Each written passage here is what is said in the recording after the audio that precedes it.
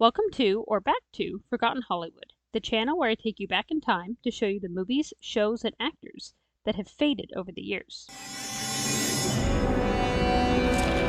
has gotta be a dream. There are a few trilogies in cinema that have had such an impact as Back to the Future. From the iconic image of the clock tower to a script full of catchphrases, this is a story that has endured for nearly 40 years.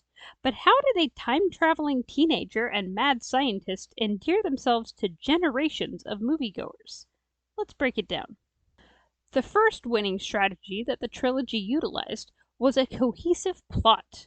The story flows over all three movies organically and develops the characters naturally, but also provides contrast when the paths of the characters change. The films address one of the issues with time travel. What happens when you change the past? What did your mother ever see in that kid? I don't know, Doc. I guess she felt sorry for him because her dad hit him with the car. He hit me with the car. It shows how a single event can cause massive change in the coming years. This can be done for a positive outcome or in a negative way as seen in part 2. However, there are some things that never change. At the start of the first movie, Marty is seen admiring a truck from Stadler Toyota. In 1955, he read a newspaper that advertised Statler Motors. Then in 1885, they passed a sign for Honest Joe Stadler, fine horses. The details may have changed, but at its core, it's the same thing. Speaking of changing, the trilogy has another winning strategy: a great cast. In part 1 alone, you have several characters playing their younger selves as well as older counterparts. The personality differences between the teenage and adult characters allows for a great acting range to highlight the skills of the actors, for the most part. This is even more true as the movies progress. You see the dark side of the characters, then completely different characters living in a different time. Michael J. Fox famously plays his own daughter and Irish ancestor. It was a showcase of talent across the board. You're my Mom, that can't be you. Oh, yes, it's me, Marty. Are you all right? I'm fine. It's you.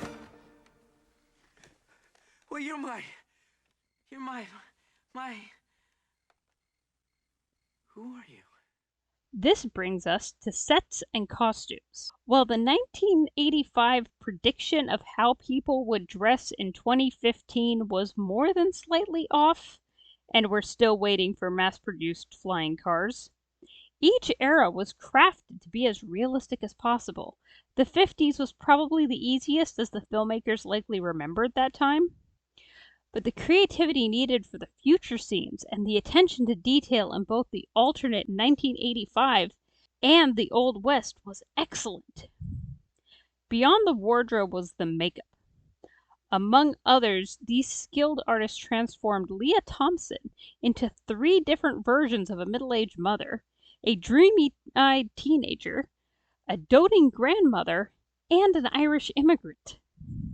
At the center of everything is Marty McFly, played by Michael J. Fox, an average teenager with a not-so-average best friend. In fact, his best friend is the local mad scientist. Are you telling me that you built a time machine? Out of a DeLorean? The way I see it, if you're gonna build a time machine into a car, why not do it with some style?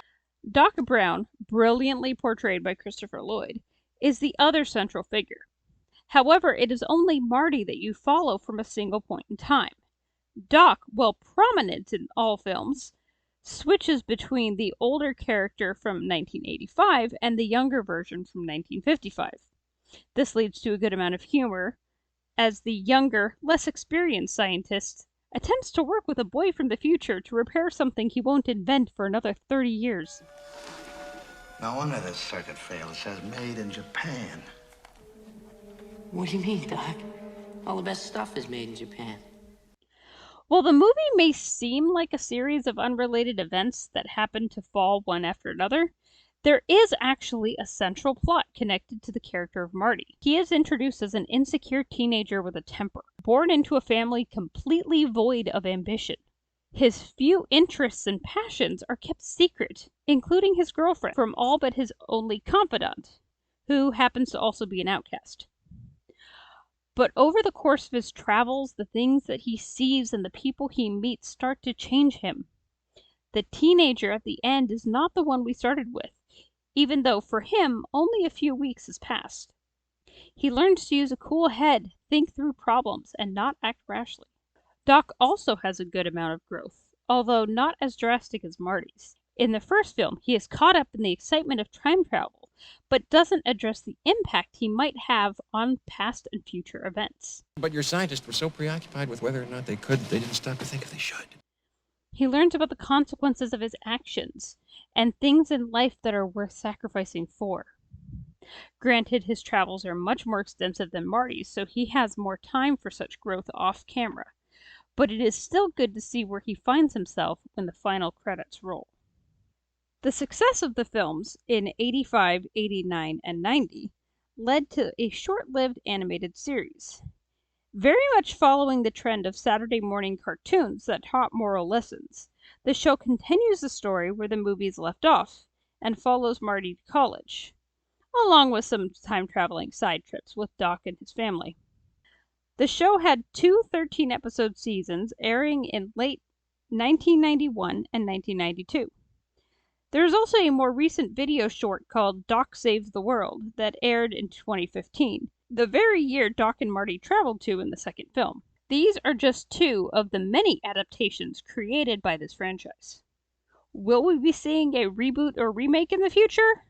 Not likely. At least not in this timeline. Most fans are happy with the three films we currently have, and after the Ghostbusters debacle in 2016, the men behind Back to the Future, writer-director Robert Zemeckis and writer-producer Bob Gale, have publicly stated that no reboots or remakes of their iconic trilogy will be made in their lifetimes. Let's hope they both live long and happy lives. In summary, though there is a winning formula for successful films, great plot, great cast, good visuals, and character growth, there are times when they just capture lightning in a bottle. It's impossible to recreate and best just to be enjoyed as is. This is how the Back to the Future trilogy is. It had the perfect storm of cast, script, effects, and timing. That is really what makes it a classic. It can't be planned out, it just happens. And aren't we glad it does?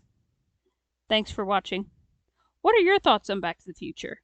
Do you have a favorite chapter in the trilogy? Let me know in the comments, and don't forget to like and subscribe if you enjoy this sort of content. Also, click that bell to receive notifications. Let me know if there is another franchise you would like me to highlight, and I will catch up with you next time.